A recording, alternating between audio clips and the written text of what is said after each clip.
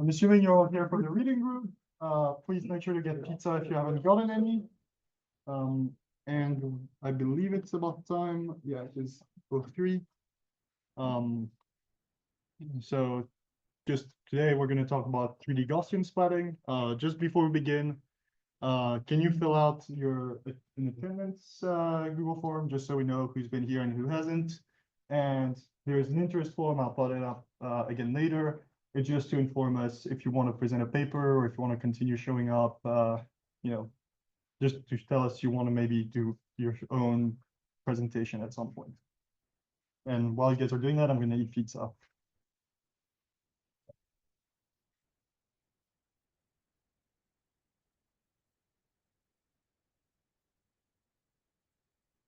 This is figure it out.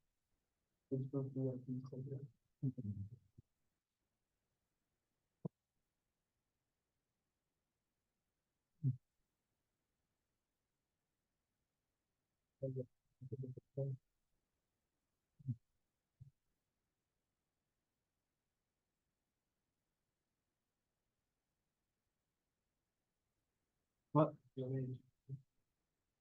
You can introduce themselves. Yeah. I'm just letting everyone fill out the forms for a second. And it gives me the chance to eat pizza. Where you want, you don't want me on that.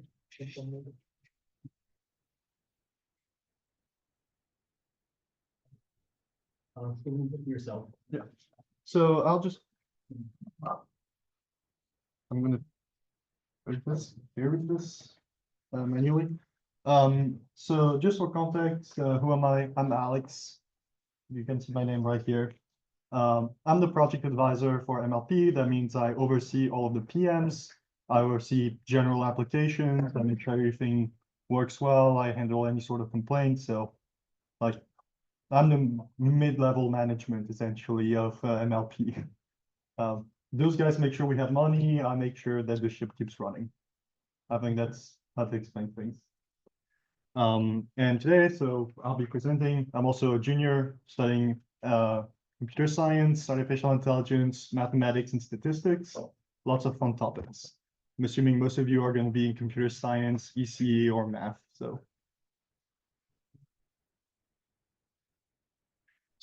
I'll just briefly give a prereqs to reading groups, mostly for this one. Just general assumptions about for this particular reading, which is going to be about 3D Gaussian splatting. We are going to assume you understand a little bit of linear algebra, that you have some understanding of calculus, that you understand what a Gaussian curve is, that you've taken maybe like AP stats or some intro to stats at some point. Otherwise, I just won't have enough time to cover all of those topics in depth in an hour. So, but that doesn't mean that you shouldn't stop me if you don't understand something. This is a reading group. It's meant to be as a group.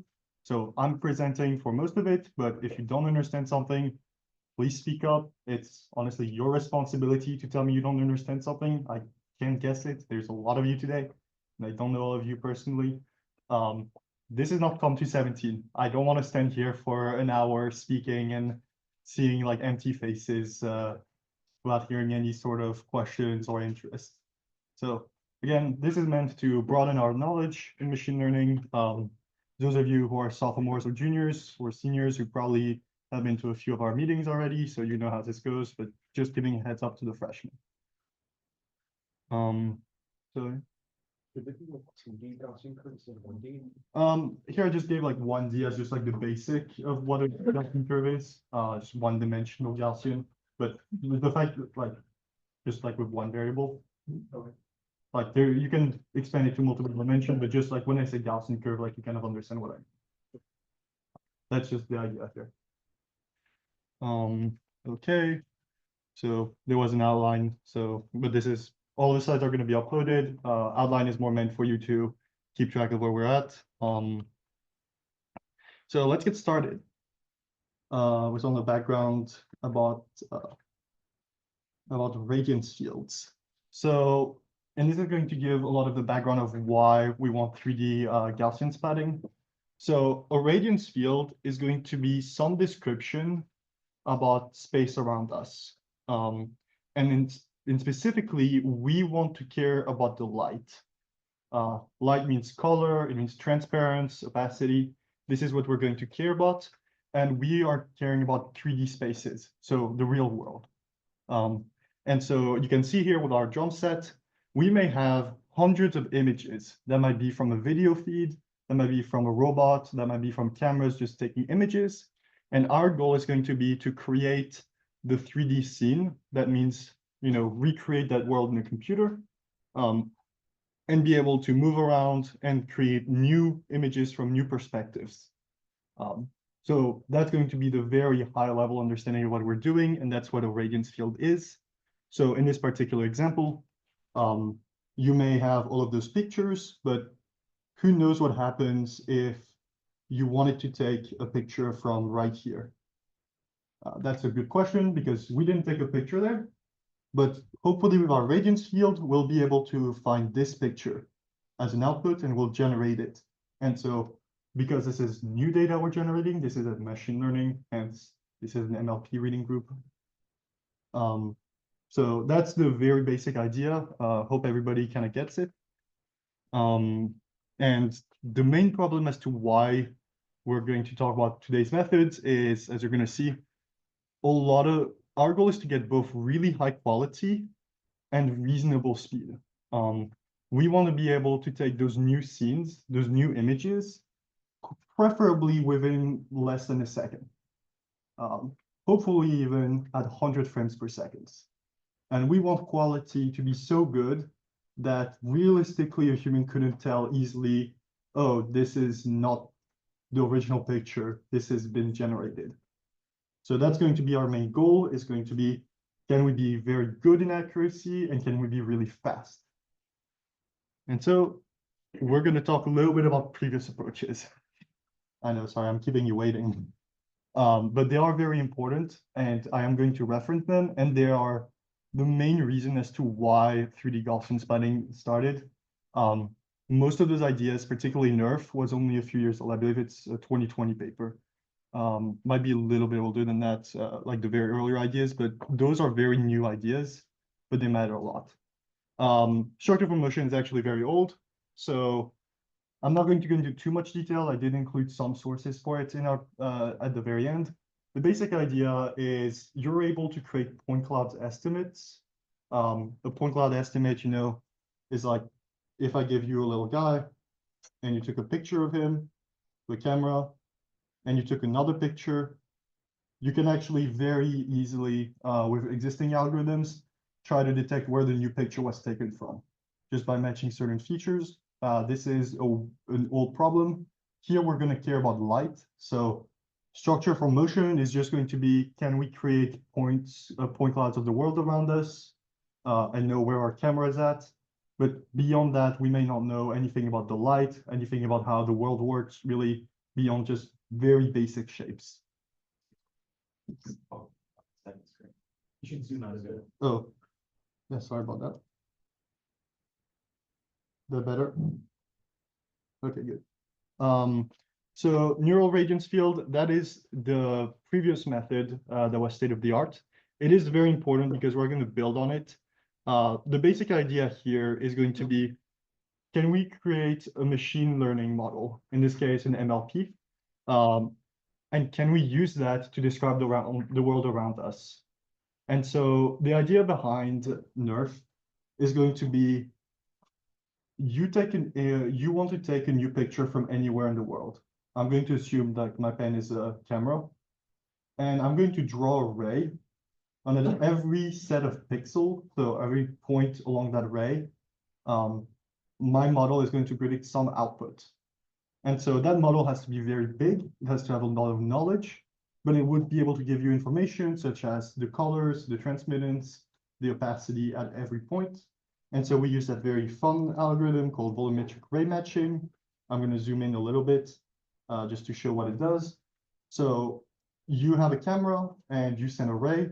You have a lot of points. So those are going to be all the possible points you estimate from your machine learning model. So the second step is going to be you actually identify which points you want to take. you might want to pre-compute a lot of these. That is possible. That's why in this particular example, all of the points are pre-computed, but in practice with a machine learning model, you might not even need this. You can just compute them at every so often steps. Then you can detect exactly what the color and the opacity is, and you only need to keep doing it until light can no longer reach. By that, I mean your opacity gets above 100%, so light could no longer pass through everything. And then you use all of this to get your final color at that pixel. And so that's how you can get those types of projections from a 3D state of the world, that 3D scene, with an MLP. There's also been plexinals, planoxels, sorry. So those are going to be a little different. I'm not going to go too much into depth about them, but essentially you can create a lot of interpolations between existing points, between the existing cameras that you take. And so those are actually pretty good as well. And you actually kind of get a compromise. So NERF gets you very, very good quality. When you have a really big model, you can obviously get a lot of data, you can make a lot of inference, you can use optimization, like gradient descent. The problem is it's very slow. For every single ray of light you go through, you have to go through a certain number of points, which means you need to maybe go through 100 different iterations of your model for every single pixel. That is just not feasible. So it might take you, I don't know, 40 minutes to make a frame. It might take you a few hours. Sorry, is there a question over there? I wasn't sure if someone raised their hand. Sorry about that. So that's going to be like NERF is really good for quality, but very slow. Planoxels are kind of the opposite. They're very, very fast, but they're actually kind of bad in terms of visuals.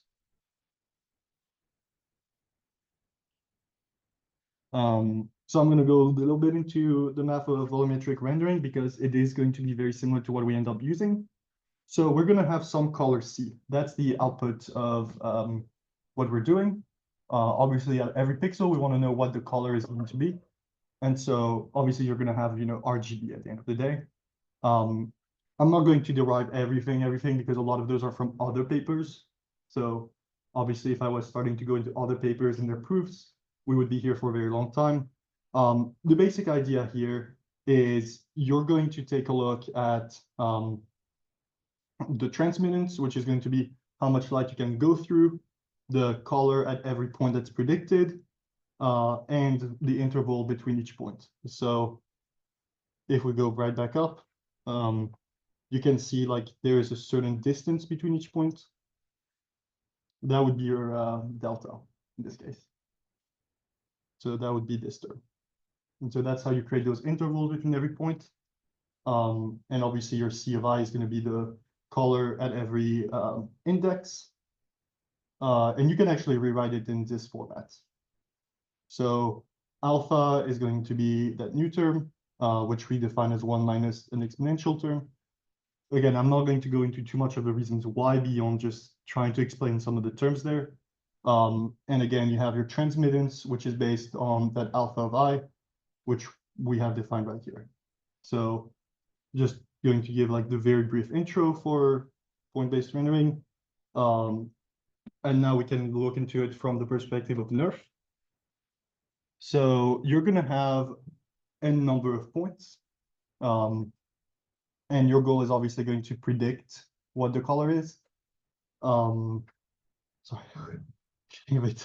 speaking a lot. So you're going to have to predict C, and you have n number of points. And so now you're going to use all of the opacities, which is 1 minus alpha in this case, with each color for every single point along the way until you can no longer do it. We can actually see like those are going to be very similar in representation, right? You have your T of I is this, and you have color and alpha, which we can find right here. So just like pointing out some similarities between the classical point rendering approach, where you don't even need a neural net between each point, and the neural net where you're actively predicting each color at each index. Okay. So how are we actually going to predict those points later on, and that's going to be in Gaussian splatting, is we're going to use learned Gaussians. So it's going to be 2D Gaussians with a certain opacity and a certain distribution. I'm going to go more into depth about those, but that's how we're eventually going to use those formulas that we just showed as how we can actually give an output from array. Did that kind of make sense to everybody? Like, I can draw it out if any of this was a little bit too much math or I didn't go into enough depth. Yes, could you draw it out? Like, try to draw it. Yeah, because I'm confused. Okay. Yeah. So yeah, you're going to have like your set of rays, right? And here we're gonna use a certain number of points that are gonna overlap. We're no longer going to need them to just be at the center. We're just going to say you're overlapping with some points along the way, because we're actually going to overlap with Gaussian distributions in 2D. And so you're going to want to continue going through them until you can no longer reach any opacity. So each of your Gaussians, in this case, because each of them are 2D Gaussians with a specific covariance, they're going to have their own color. Like this might be, red, and this might be green. And so you're going to use red plus green with a certain amount of opacity, like this might be 0.5, and this might be 0.5 as well. And now you stop, and so you use that to create that new point. And so you keep doing this for every single point along the ray. And so that's how you compute your new color for C of I, or C of J. Sorry, where are the different colors coming from? So those are going to be learned. Like I will go more into the specifics of learning, but we're assuming right now that the colors are learned, that we have access to some color prediction. I'm just explaining how do you go from having predictions of colors at certain points to having a final 2D image. That's just, I'm kind of working backwards here, but I am going in the order of the paper, because that's the intended way of reading the paper and explaining it. So I'm just going into also the way that I understood it best, which is you want to make sure that if you have some information about the world with colors and you can just draw rays through it, you can get a 2D image, which is obviously the only thing we can actually output on the screen. So at the end of the day, all we want is going to be that 2D display.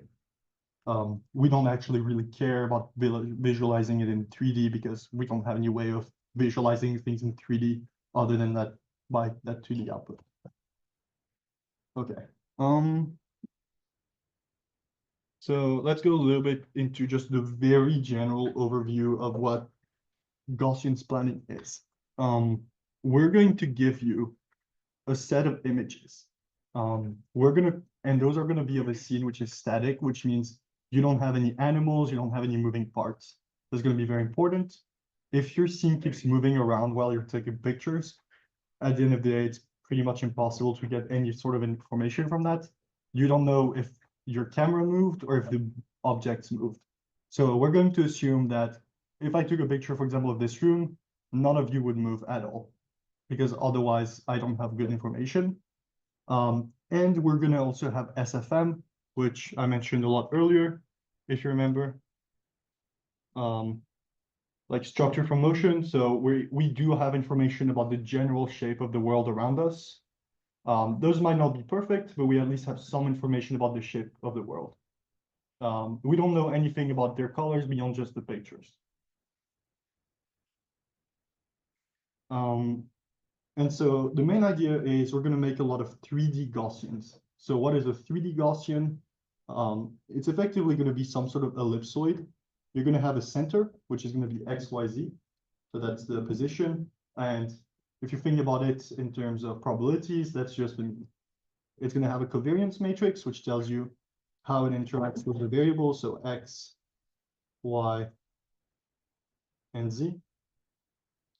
And you're also going to learn about the opacity within that Gaussian. Those are going to be the main ideas of how you're going to create those Gaussians. You also have colors which are with spherical harmonics. I'm not going to go into too much detail about them, because they are a very separate topic, and even the paper itself will very much not discuss them more than just use a library. But they are going to be learned through a separate process. Again, for the sake of time, yeah, we already are like 20 minutes through, so and I don't want to make you guys waiting or spend more time than necessary. We're gonna not go through spherical harmonics today. And so I'm gonna go through very briefly the general overview of what we're gonna be doing today with like 3D Gaussians. So that's probably the main thing you should remember. You're gonna start with those SFM points. So those are gonna be the physical representation of the world around you. Like if I took a picture of Sean, for example, I would expect a set of points for his face, for his body, for his arms, and for his legs. I don't know anything beyond where they are in 3D space, so I don't know anything about the color. I wouldn't be able to read his t-shirt. I just know that they're there. We're gonna use those to create a set of 3D Gaussians. We don't know much about those Gaussians, so we're just gonna initialize them, but it should be fairly obvious that if you already have some description about the world in terms of geometry, you might want to start your Gaussians at those points.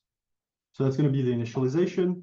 And then again, so for those of you who have a little bit of ML experience, you should recognize that we're going to have two parts: operations flow, which is a lot more based on inference and training, and the gradient flow, which is just going to be when I have a known output, how do I train my model to act a certain way? And so that's really going to be from those images of the drum, if you remember. Like here I have a few hundred images of drums. How can I use them to train my Gaussians to act a certain way? So that's going to be a lot of the training data.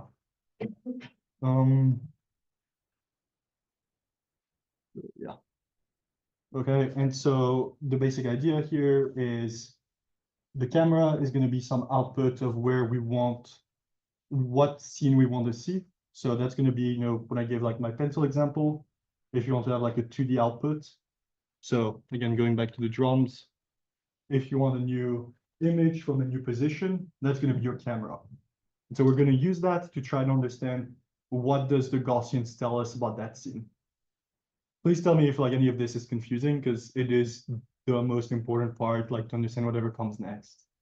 And I know it is like a little complicated, so I'll make sure everybody understands. Good. I don't see anybody raising their hands, complaining, so running out of the room. Okay.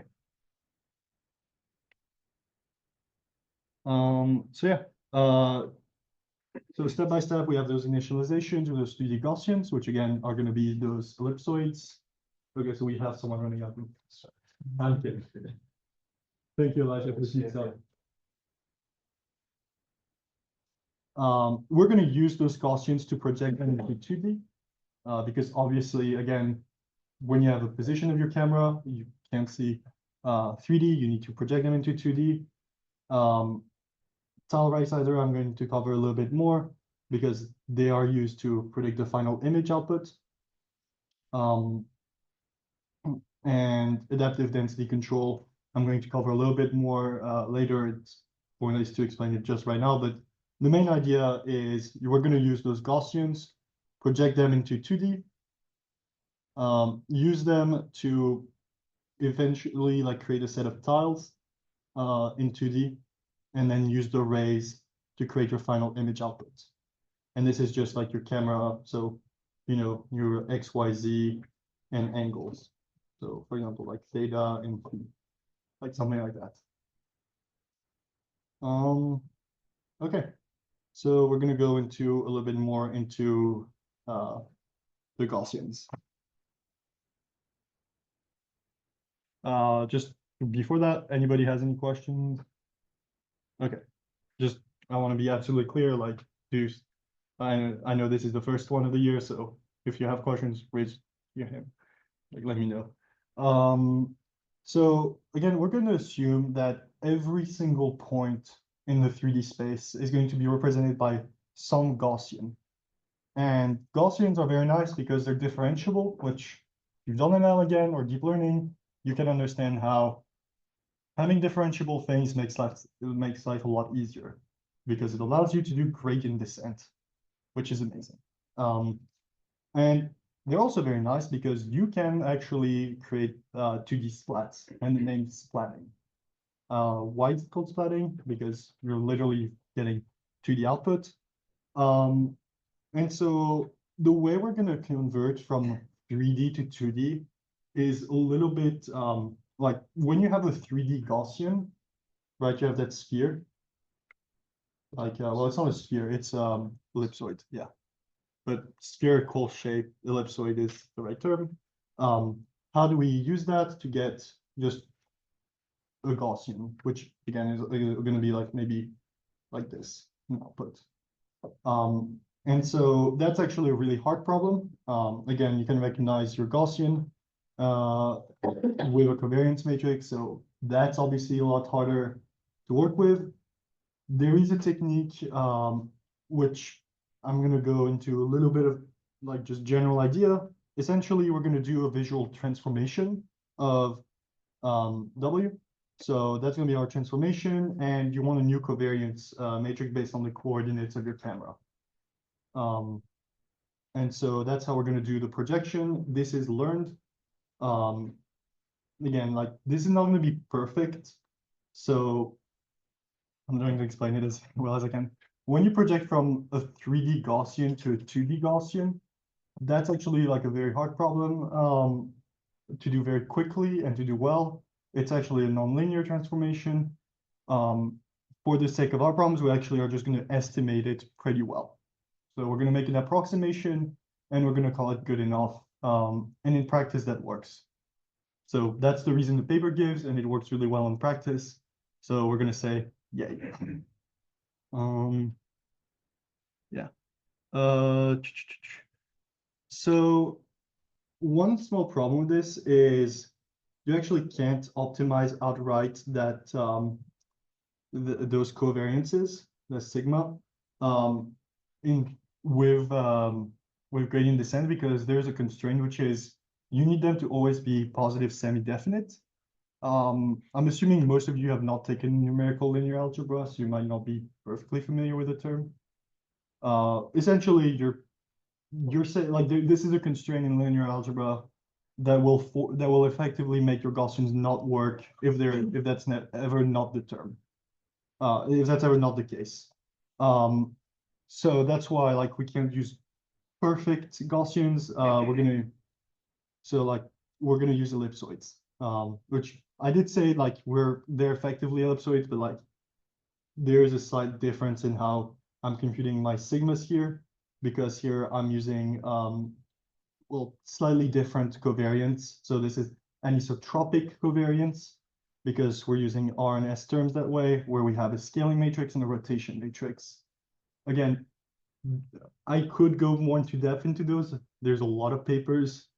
I'm just trying to give like a very brief overview. So if you ever review my slides and you're like, oh, I remember those terms and what they mean. And so those are what's actually going to be trained.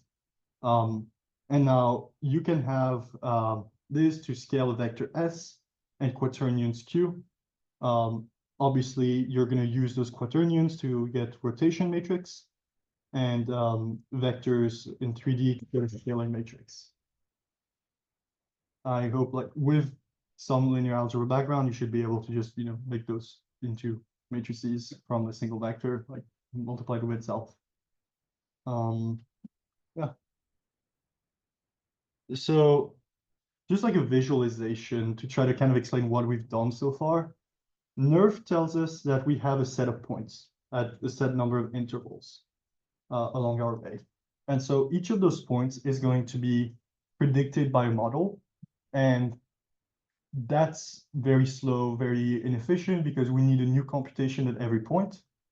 Gaussian splatting, on the other hand, you're going to have all of those Gaussians, which we flatten into a 2D space. And then we go through with our array, and we don't need to compute something very strange at every Gaussian. We just we flatten them, and we're able to use those transformations from before to be able to very quickly determine what's happening at each Gaussian. And again, each of them is going to have a color and some opacity, and so that allows us to get the final color of the pixel. And so you should be able to see how a Gaussian splatting can still provide a lot of very useful information, very mixed information about how far things are, just like NERF, but we don't have to spend as much time computing every step. And so this should be at least magnitudes faster. Okay. I think I'm gonna take a second to breathe. So the optimization is going to be the big challenge. After everything we said, now we've got to actually go from those images and train the Gaussians. So this is not an MLP. This is not a model. We're going to train the Gaussians themselves to act a certain way. And we can actually, again, do that with gradient descent. So it might be a little bit unusual if you've done mostly ML. You're like, oh my God, we can do gradient descent on Gaussians. Yes, you can. And again, it's in the appendix of the paper. They've done all of those by hand. Going through those computations would take a lot longer than we have time for, but it is in the paper linked in the slides. I'll publish the slides right after this. And so what we really want to optimize is going to be the position of each Gaussian, right, their center. We're going to want to learn how opaque a Gaussian is, so how much light can go through. So if you remember, each of those Gaussians here might be a little different in opacity. And if one of them, like the very first one, for example, is very opaque, no light can go through. And so there's no point going through the other ones afterwards. That might be useful, for example, if you have a piece of glass, like obviously glass is transparent, but anything beyond the glass might stop your light. You're going to have against the covariance matrix to learn about its shape. And this SH, again, those are going to be for the color.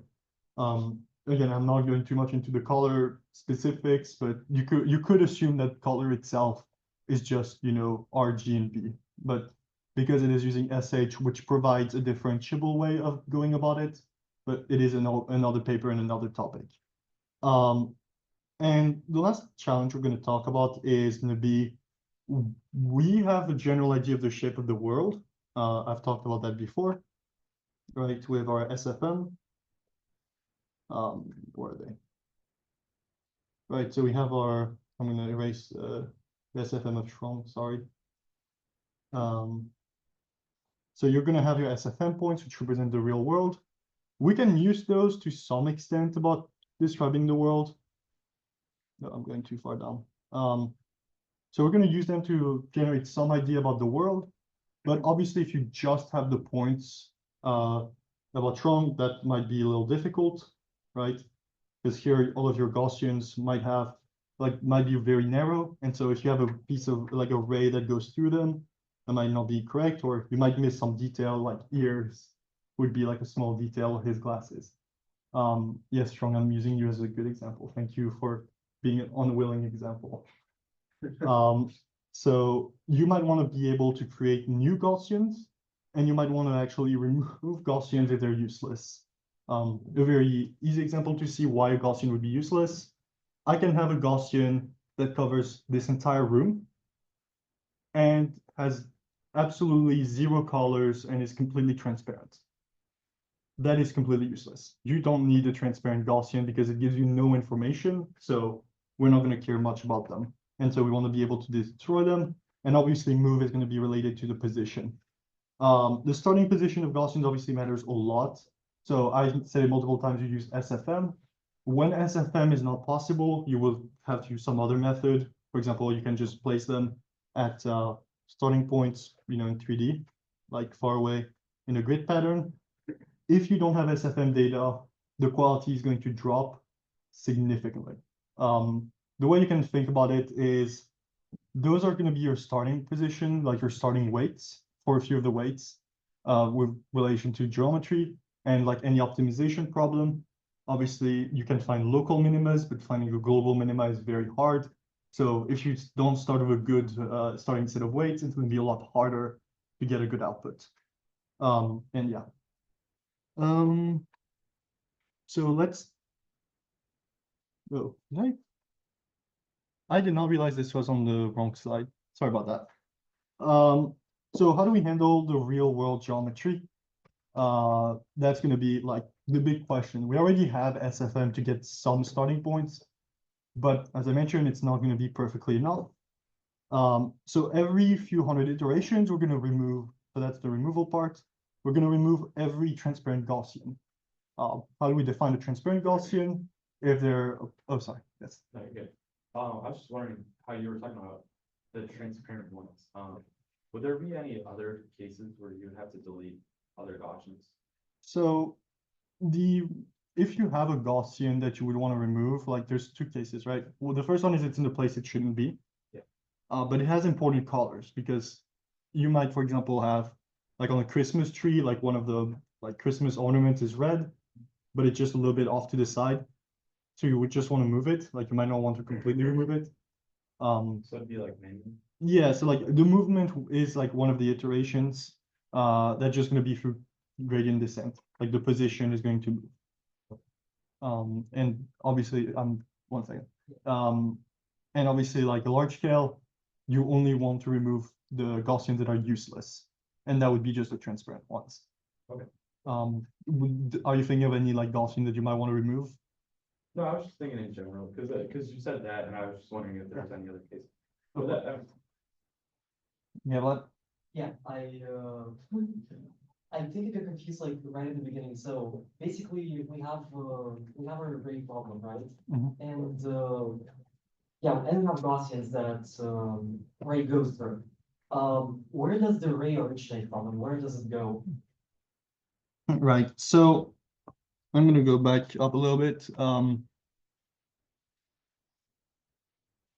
So let's say, right, you have those images around around your jump set, and you want to take a new image. So you're gonna have some software with a camera you can move around. And so you're gonna put your camera like at the very top or like at that specific angle, and you did not have a picture of it. A very good example here is you just want to have a high definition. Maybe you're you're working in advertisement and you want to make like a 3D rotation of your product, but you don't want to like literally take the perfect video. So you just take like a few pictures and then you're able to create a 3D representation of what's happening, and then you frame by frame generate the output. It's not going to be the real output because it's going to be generated, but it has been learned by your method, in this case, 3D Gaussian splatting. So the origin of your rays is going to be the location of the camera, which is an input. And like we go as far as possible until we reach just the void. This is an implementation detail afterwards. So you can go, like for a few hundred feet.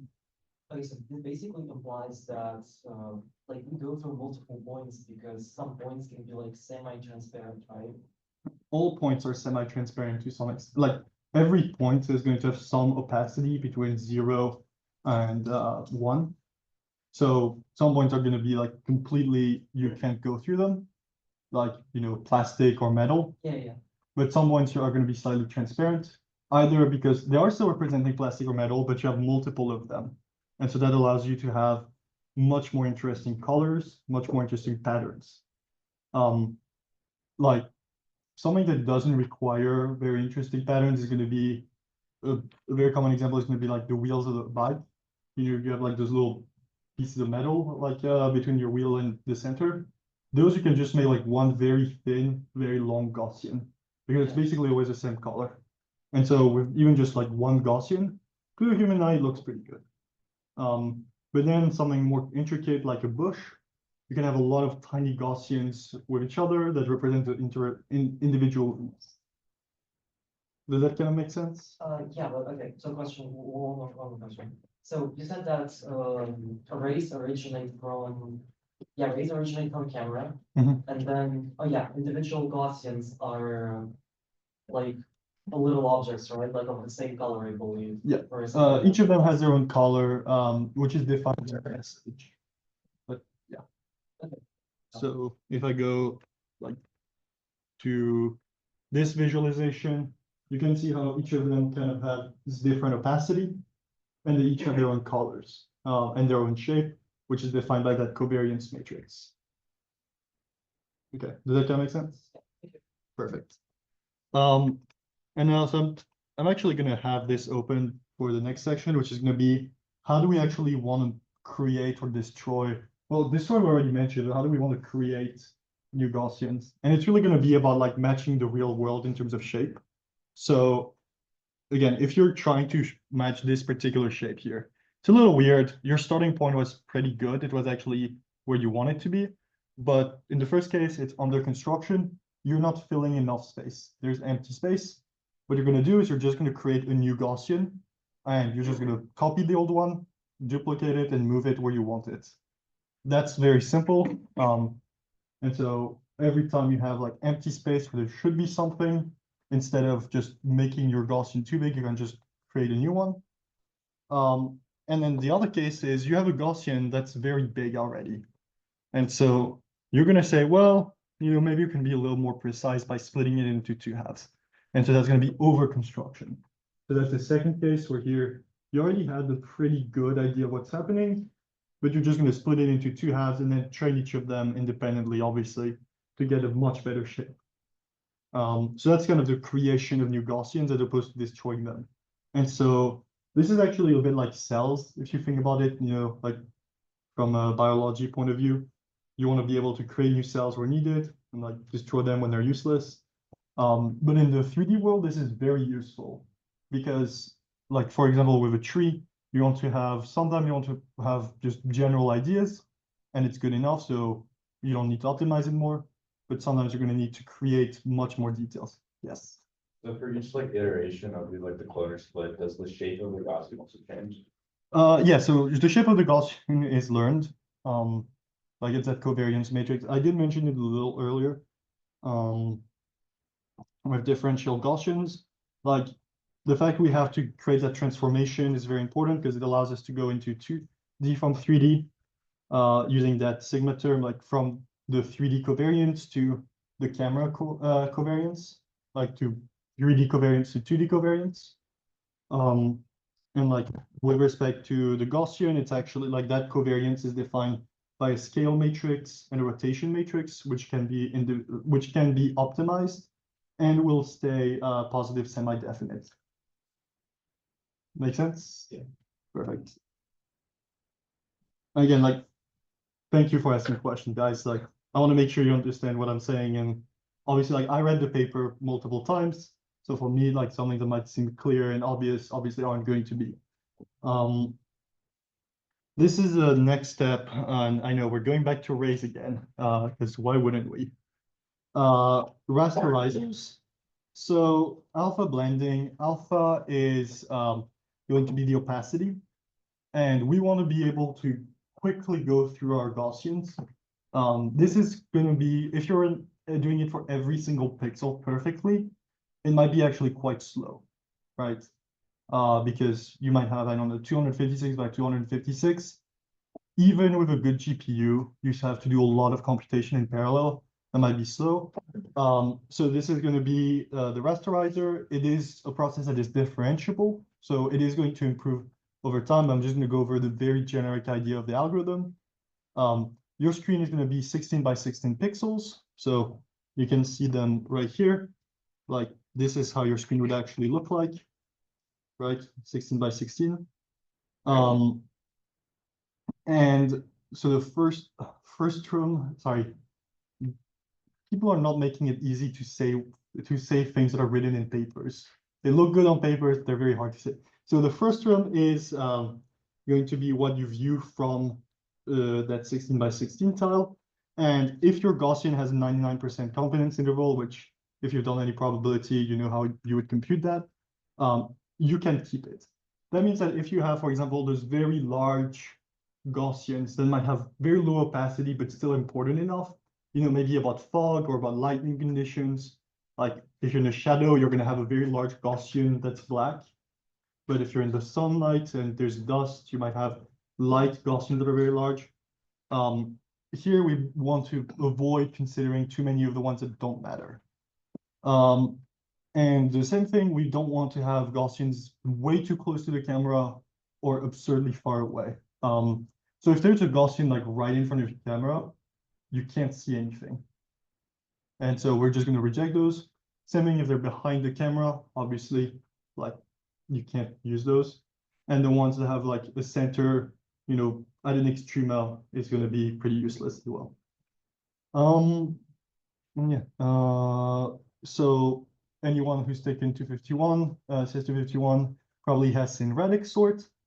The reason why we use radix sort is we have a set number of Gaussians to each ray, and so we just want to make sure like we have them in an order manner. And radix sort does that obviously in linear time. So big O of n, that's very useful. And then we're going to use those Gaussians in order to determine when we need to stop. So when our alpha reaches 1, we obviously have covered enough and like light couldn't go through. So that makes sense, like just as a general idea. Again, the specifics are a little bit harder to explain, like because this is trainable, but okay, good. And so let's kind of just say what ends up happening with 3D Gaussian splatting. So in practice, I'm not going to go over exactly every single one, but as you can see, NERF is going to be our biggest competition, and plexinals, those are the ones I mentioned before. You have a variety of metrics. For example, PSNR is how similar it is to the ground truth image. And training is how long it takes to, out of a set of images or videos, how long does it take to create a scene? And FPS is how many new images can you make from your model or from your Gaussians. And obviously memory requirements, because we're computer scientists, we don't care about memory until someone tells us we should care about it. And actually with those, with the 3D world, it matters a lot because those are going to be worn on headsets, or those are going to be rendered with very high level computers. And so you must know exactly how much you're going to spend on memory for this program. So your Gaussian approach, it's going to be 160, 130 FPS. Nothing comes close to that. And that's on like various different tests, right? So that's already a pretty good sign. Like if you're able to go 100 FPS, human eye usually detects like 60 FPS for most cases. Obviously video games, you care a little bit more, but 60 FPS is pretty good. So 100 FPS, perfectly acceptable. You could play a video game in that world and nobody would care too much. Training time, 6 minutes versus 48 hours. I'm going to consider that's pretty good. Yeah, for what is essentially here going to be the same level of accuracy, or very, very close, right? Like here we were at 0.04, but I'm getting significantly better FPS and significantly smaller training time. I could still have a 1 hour versus 48. I mean, that's still, an order of magnitude, and get much better FPS and even better accuracy. So you can see how they're just insanely powerful. Like you get the best of both worlds. It's very quick and it's very accurate. And so we have a bunch of metrics to show that against its competitors. Again, I mentioned like plexinals at the very beginning, which we would consider fast at 20 minutes of training, or ING base and big, which I didn't go into too much details because I believe there are Gaussian processes which need other information. You can see how what was before considered fast is completely thrown out the window. So yeah, very, very impressive. You can also see, so this is a little bit more visuals if you guys wanted to see like some nice results. Obviously, because this is a presentation, I'm not going to show like videos or like actually me interacting with it. After like 7,000 iterations, your Gaussians already represent a lot of the real world.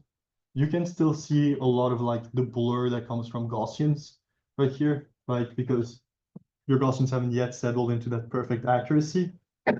But most of the details here are pretty good. Same thing with 7,000 iterations. And after 30,000, I mean, can you even tell it's not a real picture?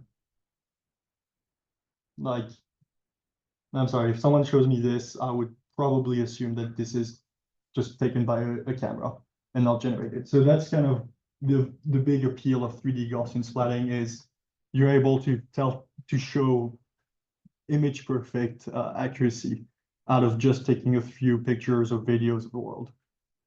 And then like just some last comparisons.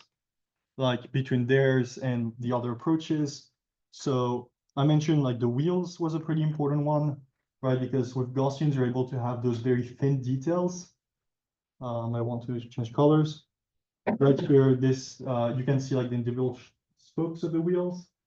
But if you look at like the other approaches, they're completely gone because it's hard to get the details right. So like here, you're missing one. But with a Gaussian, you just have a single Gaussian and that's good enough. And so you're able to have that pinpoint accuracy, right? Like in the corner, this is a small window. From far away, you don't need that many Gaussians to represent it, but you're still going to be much better than the other approaches where, what is this? And so I mean, I can keep on going with the examples, but you can see how Gaussian spattings are just that much better in terms of accuracy and visuals, which at the end of the day, you're going to sell this to humans. So you want it to look good more than just say, oh, I have the best number. And that's kind of it for my presentation today. Any questions?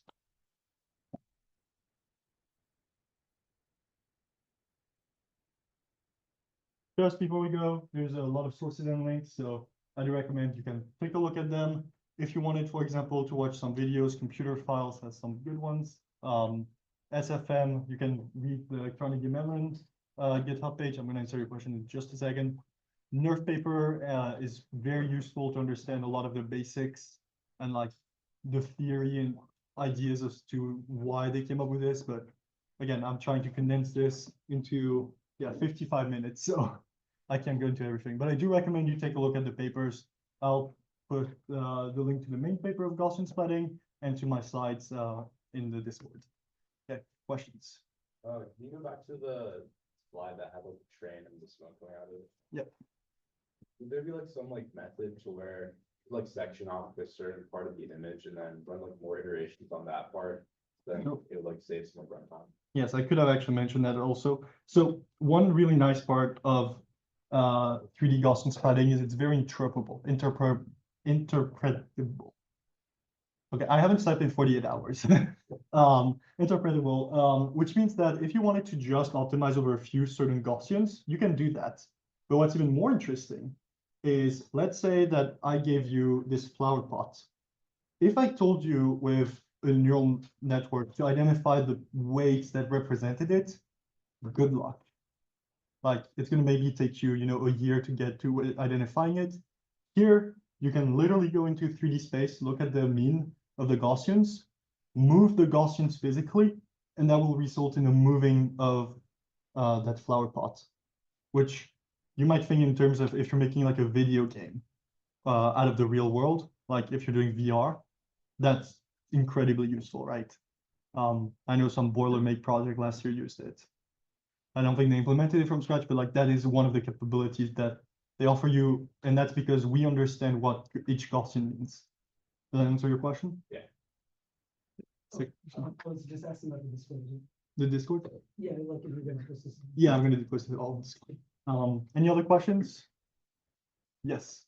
Do you have any advice on how to approach and invest for these sort of research papers? Sorry, can you repeat that? Do you have any advice on how to like best approach and read these papers, week span or less? Just do it. Like just read papers. Like the genuine answer is the more you read papers, the more you're gonna get used to being thrown like a lot of information in scientific terms. You're gonna learn to filter through, okay, you have as a paper, you have to give all your sources. But in a lot of cases, when you're reading the paper, you don't have to care. It's kind of what I try to explain why I didn't go into too much detail in some of the equations. Sometimes you have to understand, okay, this is going to look at color, opacity. It's pretty obvious that it's just going to be a sum. Like you could theorize why and like do the math yourself, but you can sometimes just accept it. There's some papers that are easier than others, like some basics. It also depends a lot on your interest. So if you like reinforcement learning, there's a lot of reinforcement learning papers out there. If you like LLMs, read the attention and those all you need paper.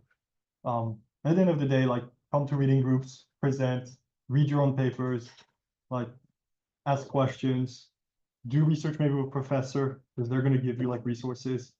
And yeah, hope that's useful. And like, please do come again. I'll put again, like if you did like my presentation, or you think it was bad and you want to improve on it, like, we do have the interest form, so maybe if you want to do your own presentation, we do want speakers, obviously. And if you didn't get to put your attendance, it's right here. So thank you. And please grab pizza.